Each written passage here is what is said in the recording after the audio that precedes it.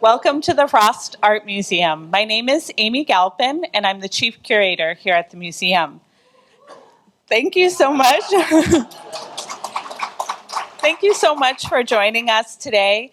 Many of you know that we have free admission here at the museum.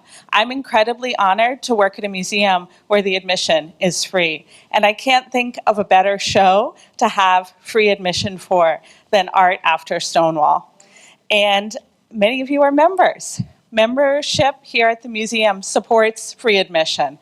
So if you're not a member, I hope you'll consider becoming a member of the Frost Art Museum as we celebrate Art After Stonewall, curated by Jonathan Weinberg with Daniel Marcus and Drew Sawyer.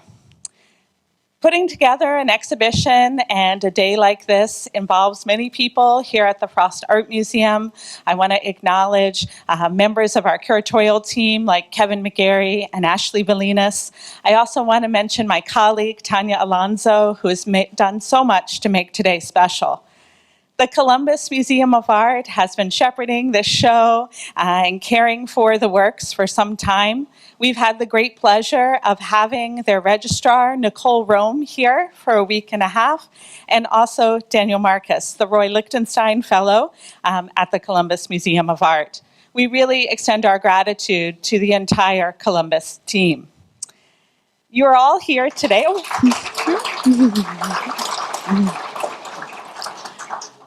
Of course, you're all here today to hear from Jonathan Weinberg, and I think you're in for a real treat. Dr. Weinberg is a painter and an art historian based in New Haven, Connecticut. He is the author of Male Desire, the Homoerotic in American Art, Ambition and Love in American Art, and Speaking for Vice, Homosexuality and the Art of Charles Demuth, Marston Hartley, and the First American Avant-Garde. In 2011, he curated with Barbara Buehler-Lynes Shared Intelligence, American Painting and the Photograph for the Georgia O'Keeffe Museum. He has taught at Brown University, Yale University, and the Rhode Island School of Design. His paintings are in many important public and private collections, including the Metropolitan Museum of Art, the Jersey City Museum, and the Montclair Art Museum. His book, Pure Groups, Art and Sex Along the New York Waterfront, was published by Penn State University Press earlier this year. Currently, he is the curator of the Maurice Sendak Foundation, a critic at the Yale School of Art, and a lecturer at the Rhode Island School of Design. Please join me in welcoming Dr. Jonathan Weinberg.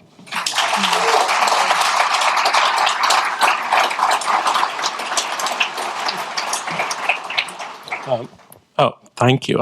I'm always surprised when somebody calls me a doctor because I was interviewed on XM years ago when I was doing a queer book, and the guy asked me, "Can you look at my foot? I'm having a problem with it." I mean, it was a joke. It was funny. Anyway, so thank you so much for having me here. And let me just see. I'm supposed to be able to get this thing working. This is not doing anything. Hi. Yeah, sorry, we're already... So this is frozen. Sorry. So this makes this move, right? It won't move it at all. Oh, is it just that this is not... Oh, I see. Oh, now it's moving. It wasn't moving. Okay, we're good. We're good. We're having a little technical, or I'm having a little technical, and this works, right? Let me just say, yes, we're doing good. All right. So I just want to thank the people at the Frost. It's just, I can't tell you, this has been going, I said this in a little bit earlier, but we've been planning this exhibition for 7 years. The incredible director, Nanette Macy-Junes at Columbus, is unfortunately not here, but she really has been behind this from the very beginning, and we've had many, many curators working on it. I know that Tyler Kahn is here, and Drew Sawyer, who's not here, and then Daniel Marcus and David Stark from Columbus have just been unbelievable, and I want to thank Nicole Nicole Rome, and also the staff here at the museum, Kevin and Ashley, and of course Amy, have just been unbelievable. It's one of the, I think actually in the end, I've thought one of the great privileges of working on the kind of work that I do is that the art that I work on really changes people's lives. Actually, we're having this funny little we're having a conversation about young people coming to the museum and would they get this show and what will happen at the university. And I have to say, through my whole life, I've had young people come up to me and they've said, I didn't know there was an artist who showed that or looked at gay people or showed two women kissing. It's unbelievably supportive for people to see themselves in these works and to have it and to know about a history, also to know that in the past things were different, right? So if the past is different, then the future can be different. So that's the other side of doing a history show.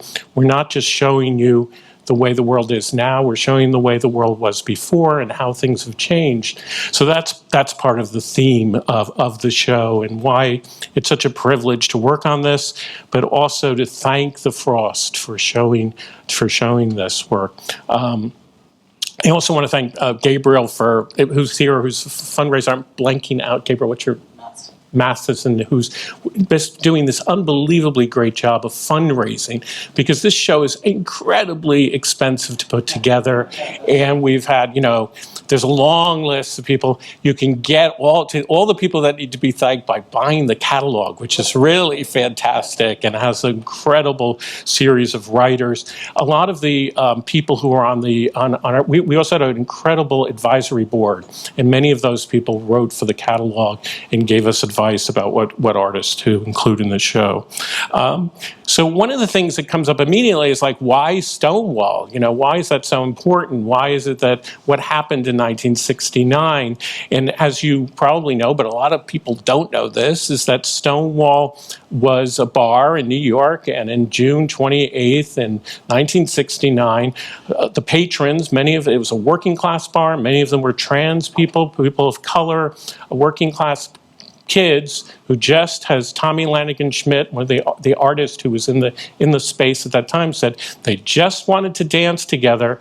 The police tried to shut down the bar. They came in because every few months they would raid the bar and they would get a kickback. And it was a mafia bar also. It was run by the mafia. So there was an elaborate kind of ritual that would happen. And for the first time, the people in the bar said, no, we're not going to let this happen. And that's how that riot occurred.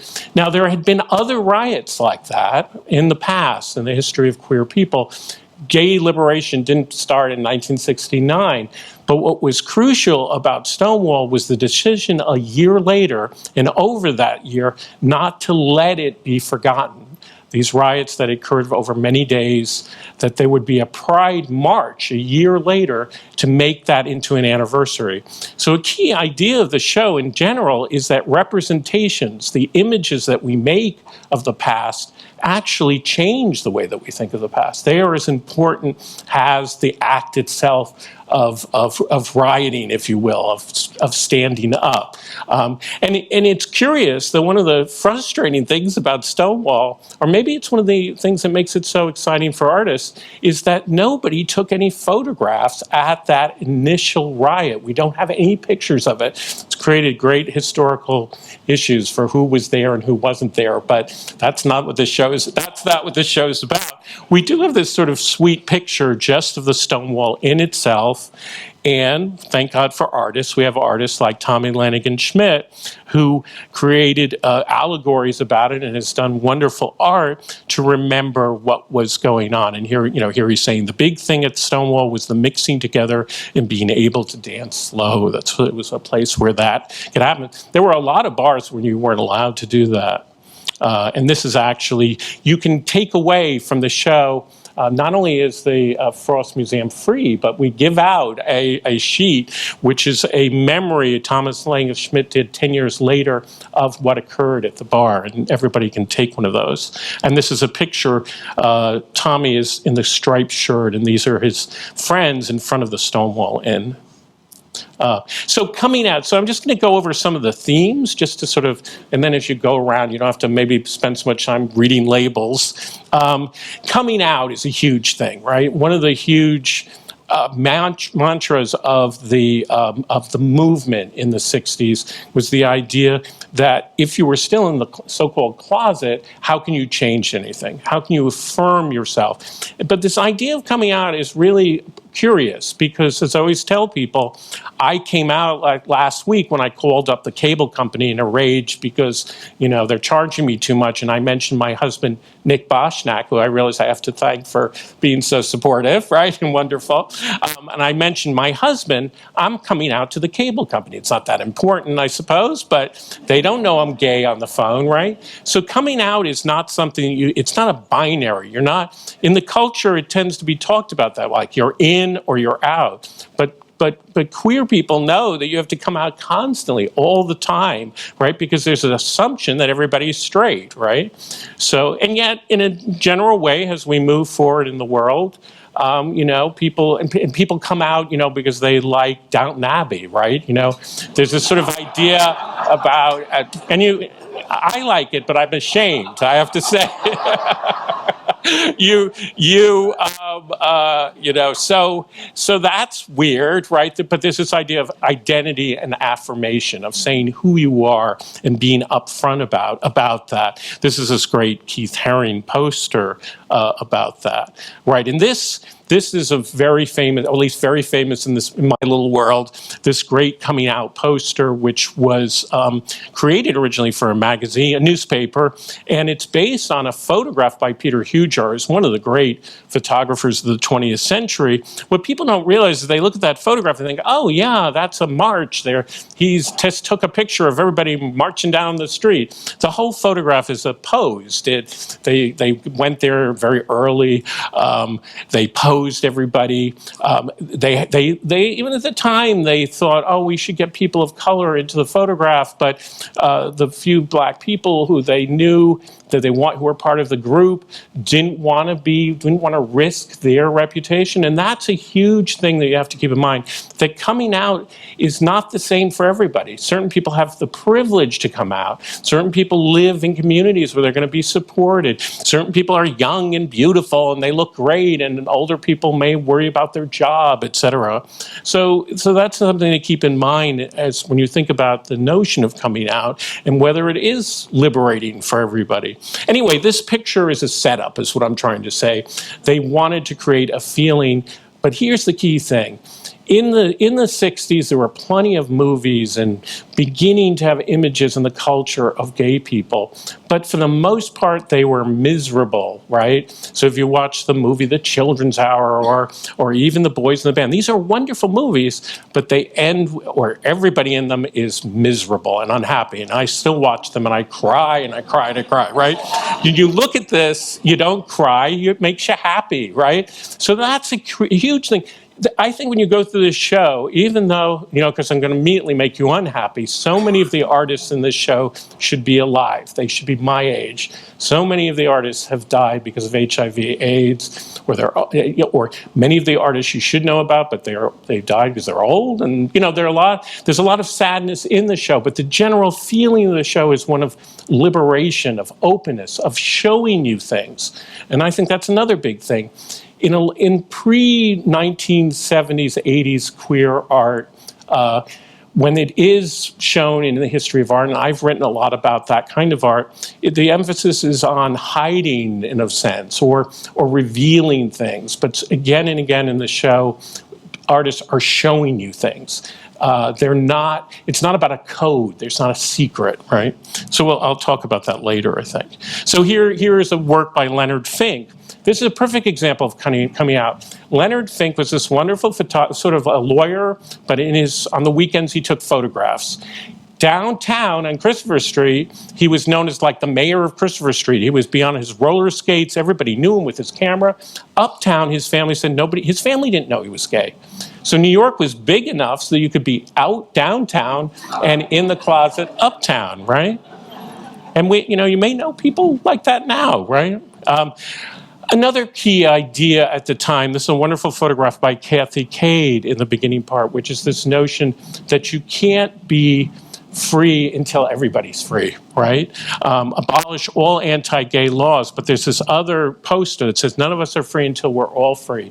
That was a major idea at this time, and it also reminds us that this moment of liberation wouldn't have happened if it wasn't for the civil rights movement. I was having a conversation with some people. They were talking about the student revolution in Paris, the anti-war movement, the feminist movement. All of those things went into this happening at that particular time. Another key figure here that who now finally people are really focusing on is Marsha P. Johnson, this wonderful trans person who was at Stonewall and was such an important figure at that time and in marches, and also advocated for sex workers and trans people at the time. You see Marsha Johnson in this actually pose for an Andy Warhol series of pictures, which read the label about them. They're tricky. They're somewhat problematic. The work is problematic, but not Marsha Johnson, and not her fantastic face and expression.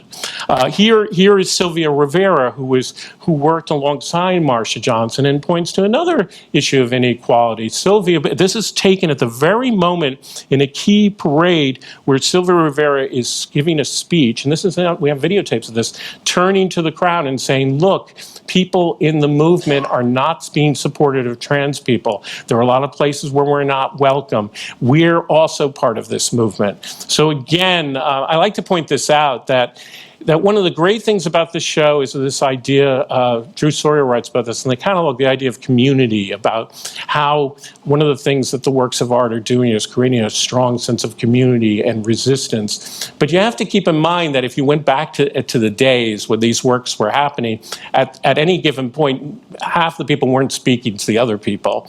So, it was a very contentious time. There was a constant arguments and fights and debates about how best to respond to the culture, right? Should you do this, and should you assimilate? Should you, if you're getting to do a speech, should you get dressed up in a tie and jacket and look very respectable, or should you do exactly the opposite, right? How do you present yourself? We're still dealing with those issues and thinking, in terms of the way I dress, I dress really boring. Should I dress in a more interesting way? My husband is shaking his head and thinking, no, please, you'll make a disaster of it. But anyway, you know what I'm trying to say?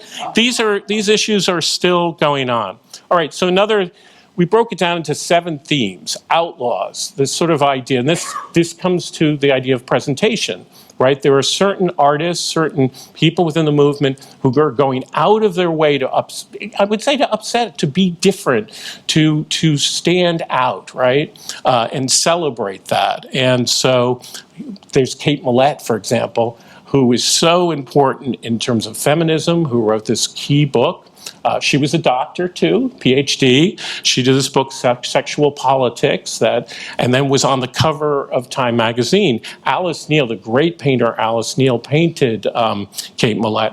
Another key idea in the show is this isn't a show of particularly of queer artists, right? There are many artists in the show who are this is really tricky, self-identify, I suppose, as straight, right? But it's about the art they're making and the way in which Stonewall transformed and influenced other artists. A lot of Alice Neel's subjects were queer people. And in this case, she actually was commissioned to do the portrait on the cover of Time magazine that Kate Millett herself didn't like, because she didn't want to be the poster child for feminism. She thought that feminism was many people, but nevertheless. What people don't know about Kate Millett is that she was a fantastic artist, and that's really how she came to self-identify as an artist and made these amazing works, and her sculptures are almost entirely unknown.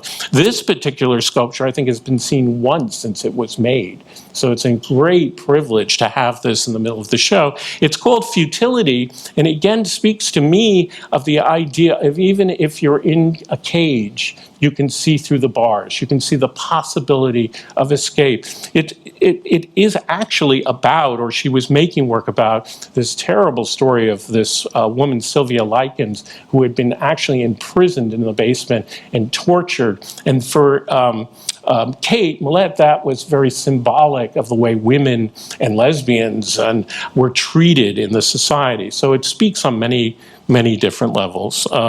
This is a very, obviously, again, an outlawed image. And I always forget, I'm always like amazed when I look at it, because in a certain way, a lot of these images are so famous that you begin to sort of forget to see them, and how shocking. I don't know where people are on the spectrum here in terms of shockability, but there was, for many people, oh God, there's Mapplethorpe again, sticking that bullwhip up, doing that.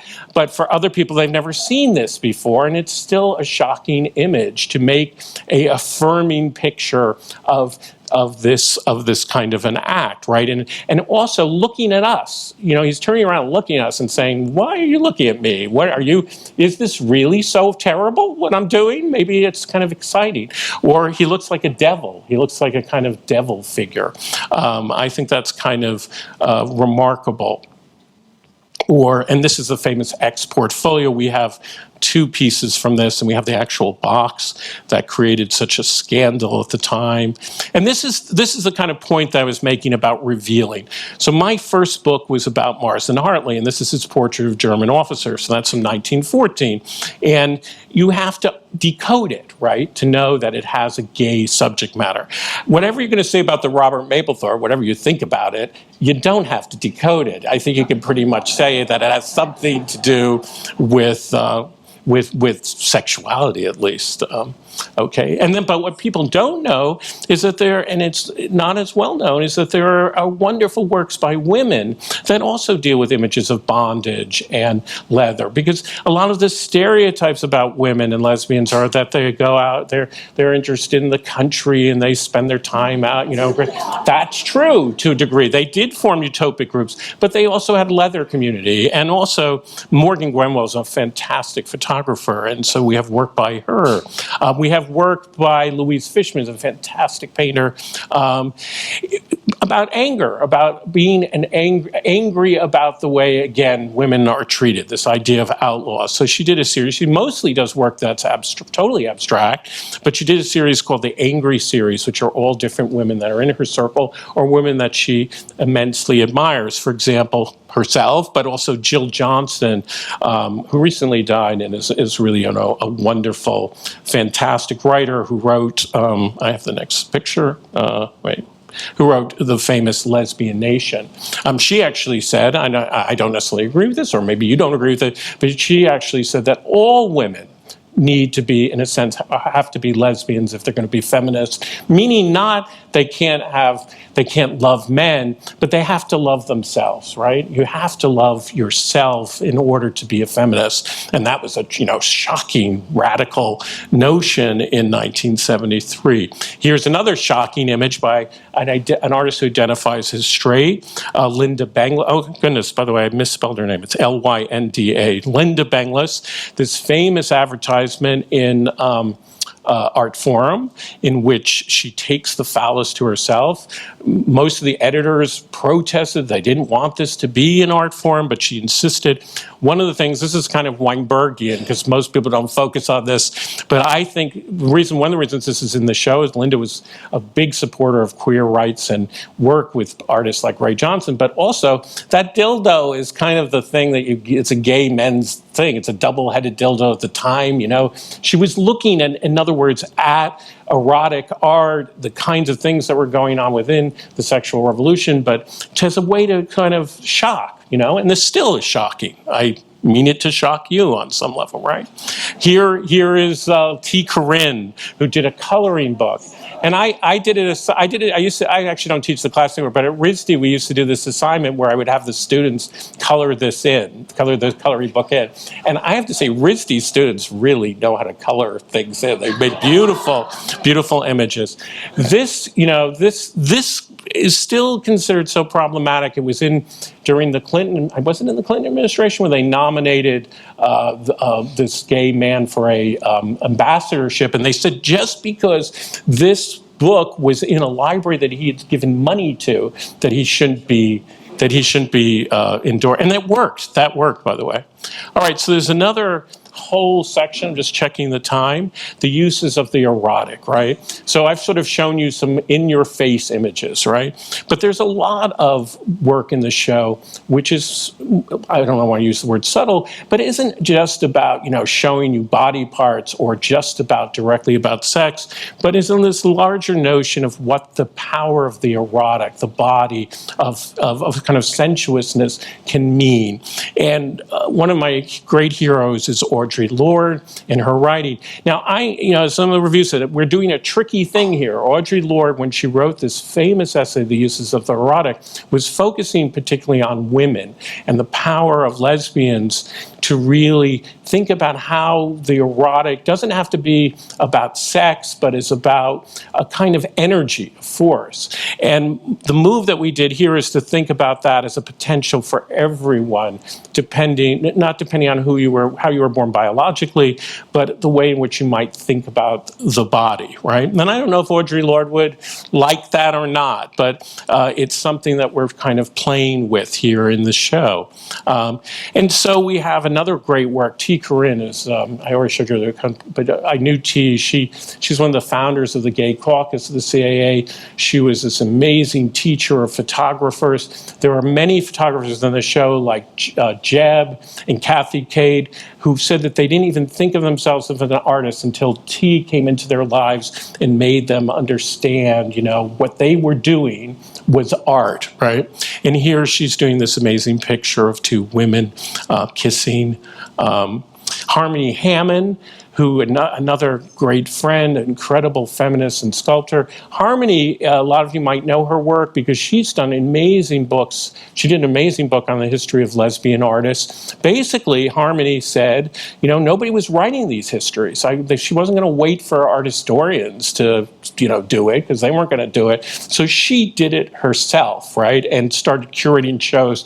And much of the queer shows that you see, we have some catalogs for them, are done by artists because the art world wasn't doing this. It wasn't paying attention to all these artists. And so this is another, I think, a very erotic work. It's erotic because of its material. It's erotic in its sense of coupling, but it's not literal. It's not really meant, it's not two people hugging. It's a kind of ladder. It's evocative of the body. This is one of my favorite works in the show. It's by Nancy Freed, who is part of the women's building in Los Angeles. We were talking about that earlier. And she made all this work out of cookie dough and beautiful little sculptures. And when I started doing the show, I approached her and I assumed, just to get like a poster of it, because I assumed these works don't exist anymore. But guess what? Cookie dough is really strong if you don't drop it or step on it or eat it, I guess. And she had these works, and so we're showing them to you. Actually, we're showing you one now because we almost broke one of them, but we're fixing it. So if you come back in like a week, how long do you think it'll be? A few weeks, right? Yeah, I guess you're not supposed to talk about things like that. But if you come back in a few weeks, there will be two. There will be two of them in the show. Anyway, they're wonderful. Is it this one that's in the show or the other one? I'm forgetting. The other one's in the show. Well, you see this one here, and you'll see the other one. This is in fact is the Ovalar, which is the group that T. Corinne was part of with Jeb and Cade, and you can see that here they're sort of turning the whole thing around. Naked people pose for camera. So why shouldn't the photographer be naked, right? Everybody should be naked if you're going to have any photography of naked people.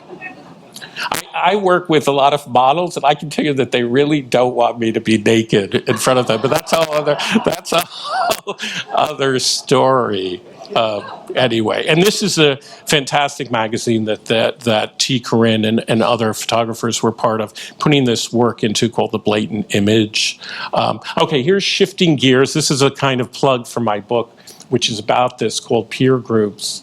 And it's about this amazing moment in New York when, and some of you who are from New York will remember this, that along the West Side Highway, so many buildings were abandoned. The piers were abandoned for various reasons.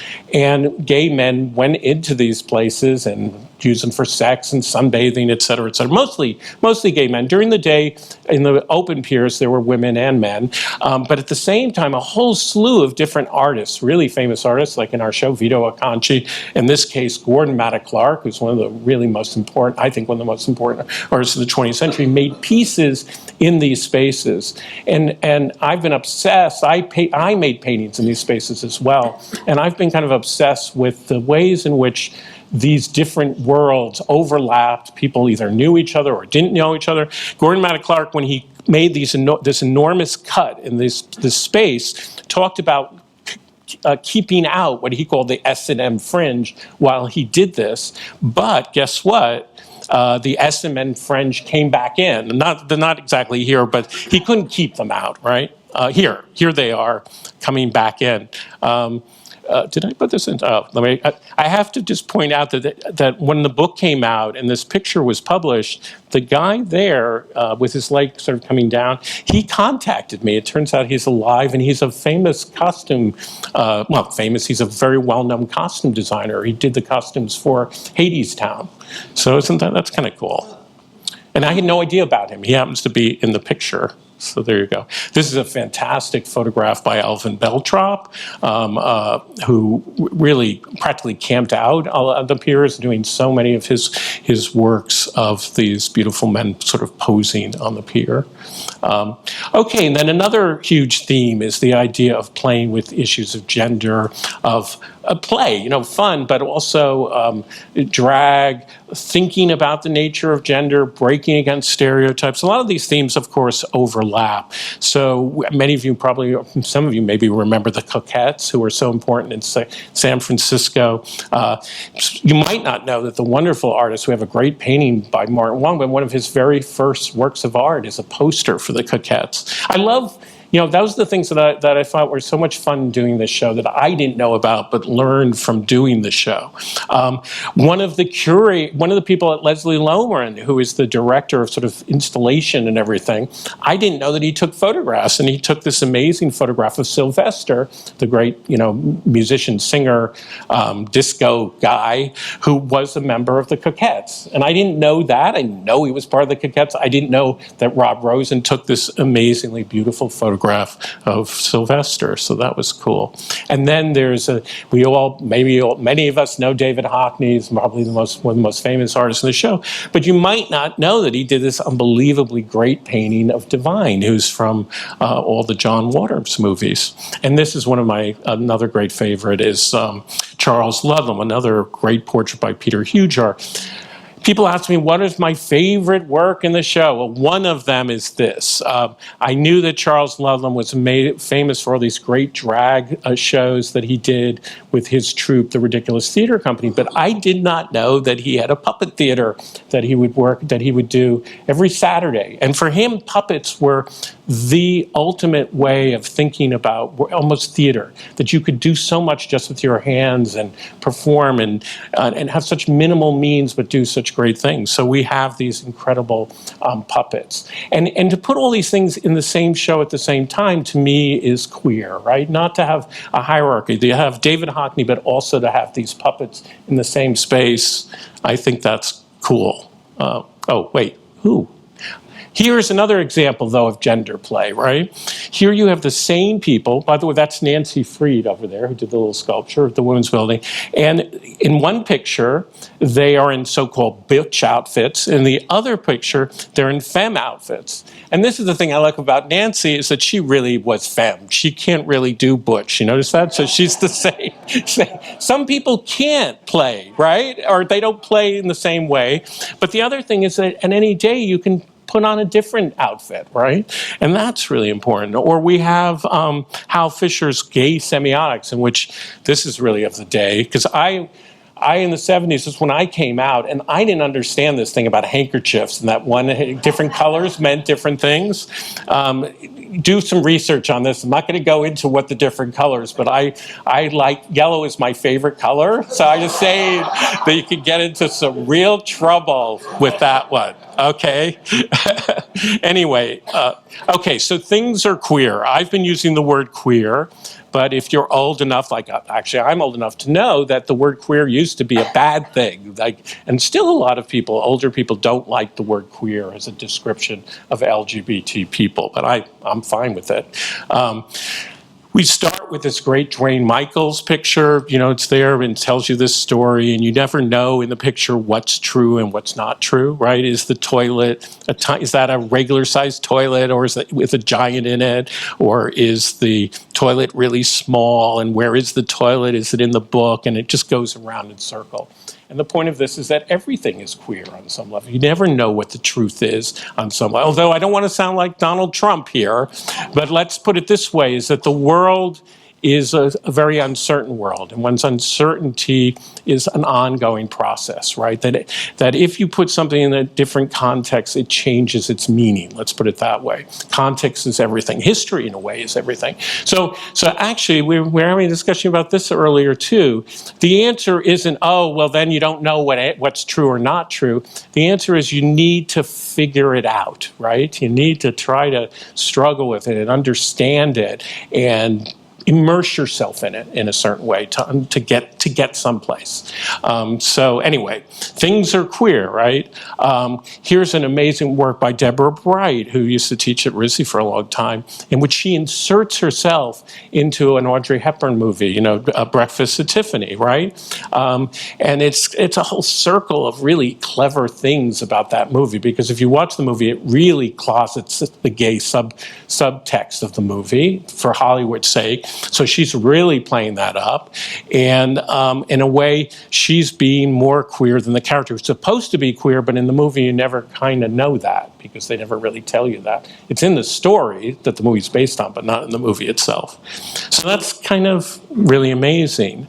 And then we have this great McDermott and McGuff painting, which, by the way, didn't make it to New York. So it's great that it's here, in which it's going through all these derogatory terms that are used for LGBT people, and it's kind of, by showing them and reworking them, it's turning them on their head, right? That's what we did with queer. We turned it around, we made it, we celebrated it. Queer men in the old days used to have parties and they'd call each other Mary, or they might, so they're using these words in that way. And a friend of Dorothy, I'm afraid some of these things are going to be passed, but a friend of Dorothy has to do with the Wizard of Oz, which there was a time, my time, when Judy Garland was our most, beloved person, and The Wizard of Oz is our greatest film, right? So it's playing on that idea. To be a friend of Dorothy would be a kind of, not a very good code, because everybody would know at the time what you meant, but it'd be a way to allude to the fact that somebody was gay. Here we have a great image of the East Village, of all the East artists in the East Village. It's called the New Irascibles because it's playing on this older idea of this famous portrait of the abstract expressionists. But you have art dealers, there are 8 works in this series because there were so many artists that they were celebrating.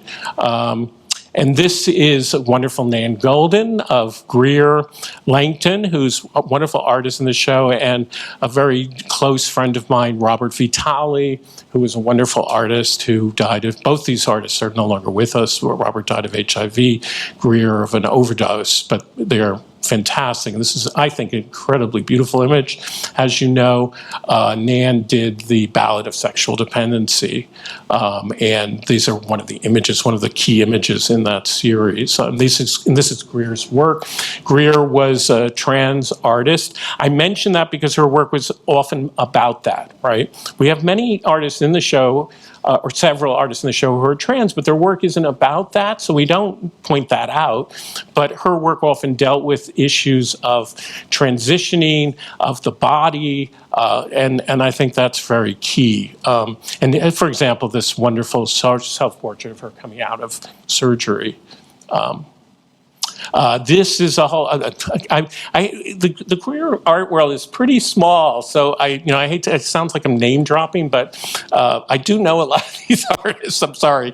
So Donna Ann McAdams she actually is on the board of the Sendak Foundation, but she's a fantastic photographer, but has devoted much of her work to documenting the East Village in performance art. So her work does double duty. She does these amazing photographs, but she's showing you performance. And it's really important that we have wonderful videos in the show, that all the art isn't painting and sculpture. I'm a painter, so I get stuck on painting, but you shouldn't be stuck on it. We have great videos to watch.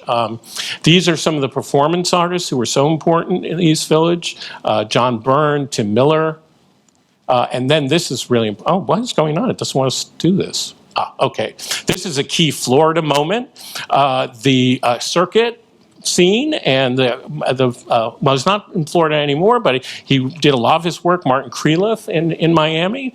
And this is a portrait poster for the White Party. And the Red Party, Columbus wants everybody to know this, there's an argument that the first circuit party was in Columbus. Certainly the first circuit color party, and it was the Red Party, and it was done by Corbett Reynolds, who is a Columbus-based artist. That's important. And this is a wonderful painting by Mark Leda of Grace Jones at the Saint, where the Black Party used to happen in New York. I love this picture.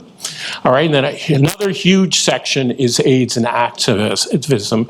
So we have like this great photograph by Ann Meredith of Women's Support Group. Ann Meredith is the first photographer to photograph women in HIV and AIDS, and did really important work around that. Again, keeping in mind that the AIDS crisis is still happening, still a huge issue, and obviously huge worldwide epidemic.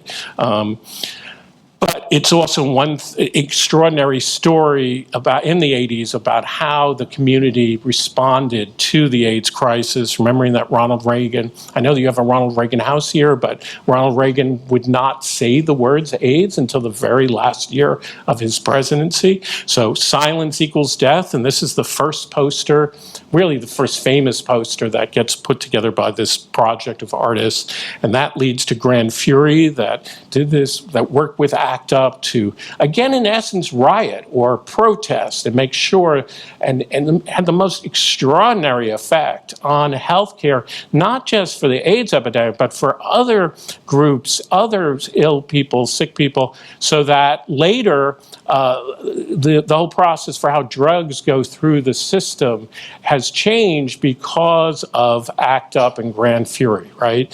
That they changed the whole notion in many ways about how people should be active in terms of their own healthcare. All this was really, really important in terms of the 80s.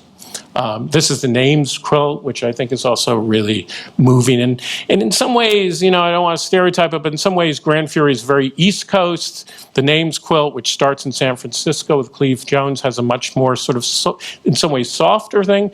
But one of the most incredible experiences that I remember having around the names quilt was going to Washington, where ACT UP was doing protests at the same time that the AIDS quilt was being shown. And I remember some of my friends in ACT UP walking around the quilt and in tears because they saw how beautiful it was.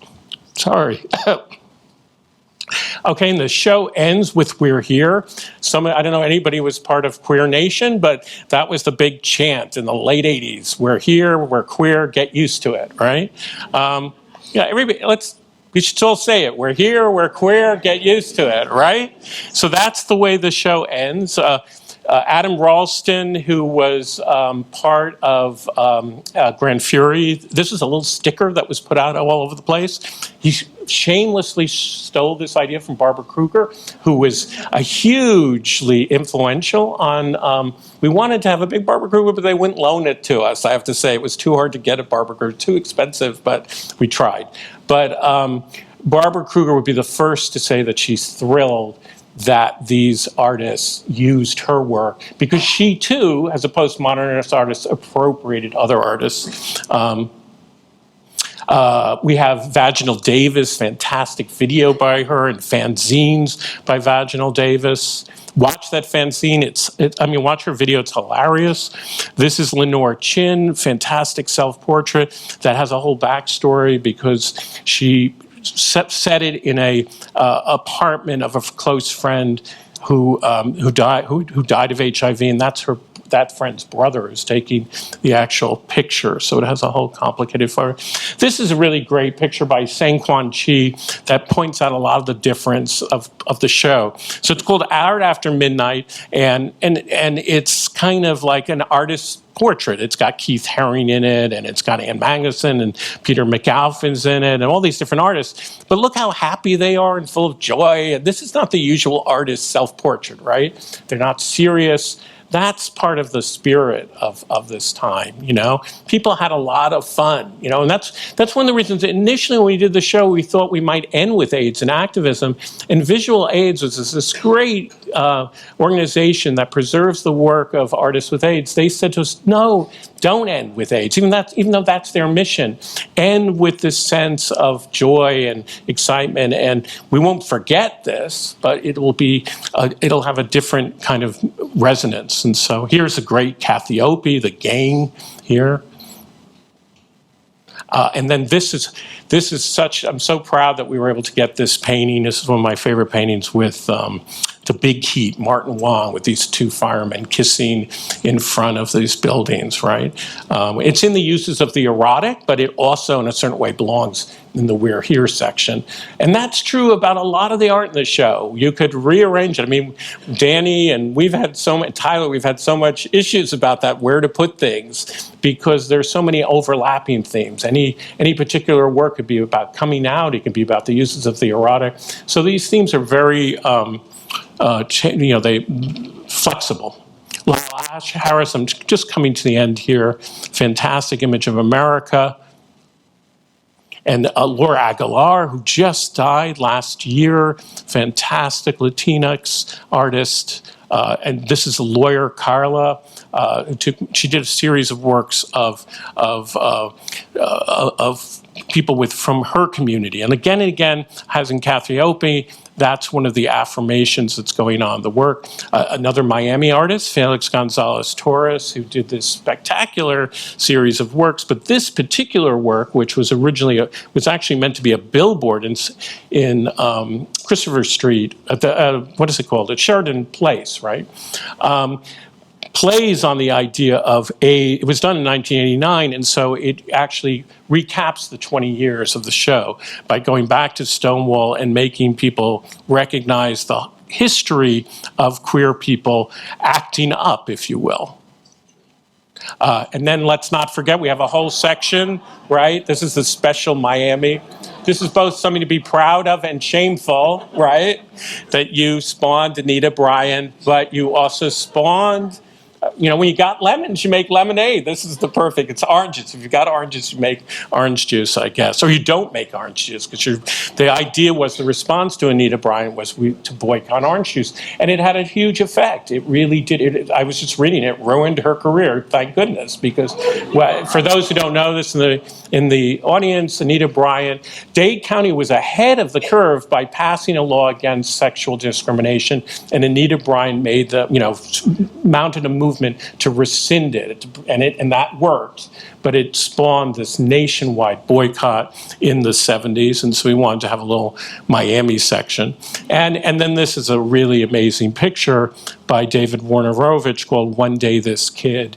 It's actually just done with a Xerox photo. It's a self-portrait, but what he does in that is really remind us on so many levels that this kid goes through all this process that has to do with homophobia, but it actually could be any form of prejudice if you think of it. One day this kid will get larger, one day this kid will come to know something that causes a sensation. It goes on, and only at the end do you realize that it's talking about queerness, but as I say, it could be talking about any form of prejudice, which after all wreaks havoc on children, right?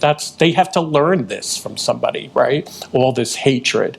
And this is such a moving piece to me about a response to hatred, because after all, so much of the show is about love, right? When it comes down to it. Okay, that's great, thank you. Sorry. One person that I need to thank, and I thanked her earlier, but you weren't here for the toast, is Jordana Pomeroy, of course, the director of the museum. Where is Jordana? Where is Jordana? Oh, there she is.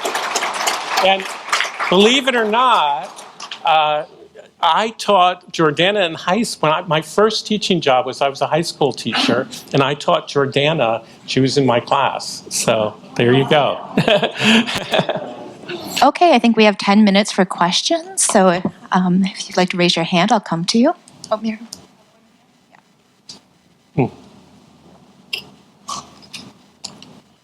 Hi. Yeah. So this is fantastic. This is incredible. Congratulations. It's amazing that it's here.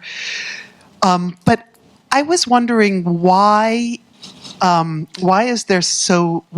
there more on the whole early and mid 80s Lower East Side performance scene, the Pyramid, Wigstock, Ethel Taboo, So Bertha Drag, RuPaul, and... Excuse me, have you seen the show yet?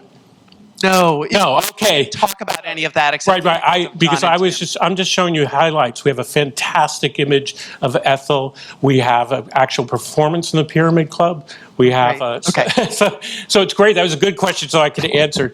They gave me 40 minutes, and I sort of just pulled out things that I thought were no, really because cool. I'd also seen the catalog, and so I was like, wait, where's the Pyramid? Right. Because it just seems so crucial. Yeah, all I can say, I mean, it's not a defense, is that I actually had a show at the Pyramid myself, personally, with Mark Lita. So I love the Pyramid, and I mean, there was just so much stuff, and in some ways, in a funny way, sometimes the things that the best, you sort of decide that, okay, maybe you don't emphasize that much because you just know them so well. So it's funny. We can talk about the Pyramid Club because I remember it so well. I did it in 1983. Me and Mark Lita did a show. I did a whole thing about the Piers, and he did this thing about sex and death, actually, in the basement of the Pyramid.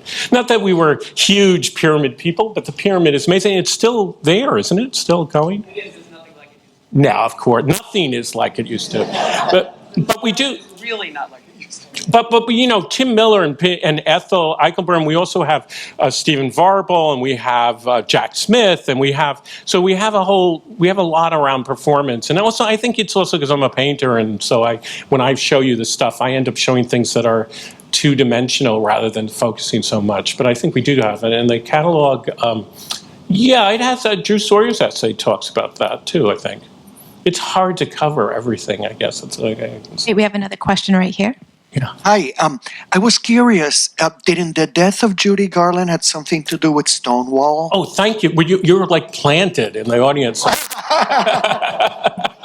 So this is the thing to do, and this is one of the things we really wanted to avoid, actually, in this show is make it a history show, because the Stonewall history is, like everything in the queer world, is very fraught, like who was there, what caused it, what happened, and everything else. And this is not a show to go to find out, like, the history of the actual Stonewall riot. There's a big show in New York about that, and books and everything, so I recommend going to that. This is how I understand the official story. You know how young people often will say, I want to say something. I want to say this is true. I always think that's a funny turn of phrase, right? And I would say I want to say that the death of Judy Garland and her funeral was a key cause of the Stonewall riot, because I adore Judy Garland. I think she's one of the greatest artists of the 20th century, right? And I feel that way about it, like how terrible. But a lot of the historians who interviewed people from the time say that wasn't on their mind, that they weren't thinking about it. So for people who aren't part of this conversation, the great singer, star, Judy Garland died a week before Stonewall, I guess a week, but the actual funeral was like the day before. And so there has been a kind of legend, which I really love, which is that part of the thing that people were so angry about was that, oh my God, Judy Garland has died, and they're taking Stonewall away from us, and they're treating us like garbage. It's too much, right? But, again, you have to go to the people who are, and interview them and see if that really was on their mind. It feels like it should have been on their mind. Should have been, right? I wasn't there, so I don't know. Yeah. Okay, we have a question right here. Oh, great. Okay. This is more like a comment. Hi, thank you very much for doing this. It's wonderful. Just to fill this in a little bit, in 1976, I opened a club in New York, which you might know, called Sahara. Oh, cool. And Sahara was opened by me and 3 other women. It was the first women's club owned by women, not the mafia. Mm-hmm. But what was interesting about Sahara, and I think everybody should know this, is that I came from the art world. I was an art historian and a curator. And when I opened Sahara, I had an active exhibition program and also through benefits for Heresies. Oh, fantastic. Okay. Yeah. So Heresies was a feminist art journal, very supportive of lesbian art. And the people that exhibited at Sahara and had some of them their first exhibits were people, and if you don't mind, I'm just going to say who they were. Cool. It was Harriet Corman, Helene Alon, Nancy Spiro, Mary Beth Edelson, Pat Lash, Joan Snyder. I'm sure you're familiar with all these women. They're in there. Louise Fishman, who's still a good friend of mine. Gloria Beckerman, Harmony Hammond, Sue Friedrich, Dottie Addy, and Kate Millett. Wow. So these women showed at Sahara, which was really a remarkable thing at the time. They couldn't get shows. And also, just to add on to this one other thing, and then I'm done, I just want you to know Sahara played an important part with this showing of women and lesbian artists. Also, at the end of Sahara, which was 1979, my partner of 43 years and wife and I modeled for George Segal in the Gay Liberation Oh my God! I heard Yes. that you were here. You're one of. Thank you for being here. So you didn't say your name. Did you say your name? No, I'm Leslie Cohn. Oh, thank you so much. You don't have to show the Gay Liberation sculpture. We have this amazing photograph because I was in touch with the widow of George Segal. Ellen. And the interesting thing is I know this sounds crazy, this is like a conversation, is we wanted to get a picture of the people who were in the thing, and she couldn't find it, and so she sent us the picture that we do have, which is a pretty amazing, strange picture of George Segal with the sculpture in this kind of really interesting thing. I know. We should have gone to you directly, but we didn't know. I know. But let me say that, again, because there's so much to be done in this show, so many other shows that should happen. And one of the things that is very frustrating is that there's only been really 2 or 3 shows in this entire history about gay art that have been in major museums. So it's not right. Like every show that you do, how can you possibly cover everything, right? So the thing is, we need to do more shows. We have to have many, many more shows, right? I will say we do have Heresies, we do have Harmony, we do have many of the artists that you mentioned, but there's so many stories that need to be told, and also people are not getting any younger, so we got to get these stories down. And oral histories, we got to write more books. We got to get going on here. So thank you for coming. Yeah, thank you. Jonathan, we have a question from a student. Oh, we have another. Yes. Hello, I'm Rosen. Hi. I have a question in terms, I'm currently an undergraduate student, and I was wondering, how could I or another student, eventually get into being a curator, at a museum, such as this? How do you do that? Oh my goodness. See, I not really, one of the things is that, and I'm sure the curators here, if you spoke to them privately, they would say this is, I'm not really a curator. I don't really feel like a curator. I've curated some shows, but I'm really like an outsider curator. I didn't go through the normal thing with museums. I've been lucky that people like Jordana and Nanette at Columbus have trusted me to do this kind of thing. But there are, this is something to talk to Jordana about, and Amy.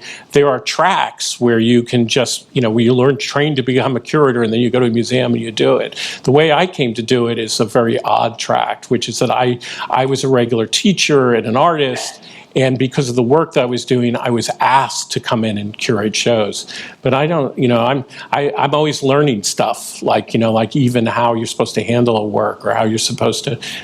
As a curator at the Sendak Foundation, I sent something to Italy, and it got caught in customs. And I think if I was like Jennifer Seeds, who's a great register, Columbus, or Nicole Rome, I bet you they would have sent it in such a way that it wouldn't have got stuck in customs. So you learn all that stuff.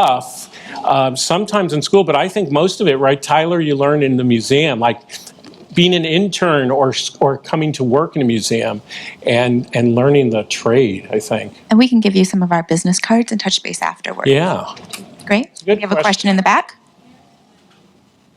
Yeah, I just wanted to ask, obviously Stonewall kind of represented such a big turning point in queer culture in general. Like, what would you say kind of the main impact on like how that was reflected in the art world was? And was that also related to kind of the exposure and attention paid to queer artists? Well, it's like really hard question. I mean, I'm somebody who always sees things from like a million sides, so I have a hard time saying like what is the impact, right? I would say this shifting, right? This turning from this notion that gay people are secretive and hidden, and that it's something to be sad about and commit suicide, like, you know, hurl yourself off a bridge, right? To this notion that this is something to be that's wonderful, beautiful, and celebrate that had an enormous effect in general on the culture, right? The way in which gender is being seen, the importance of those kinds of identities. I think that's enormously important to the art world. I think in general, this notion of expression, right?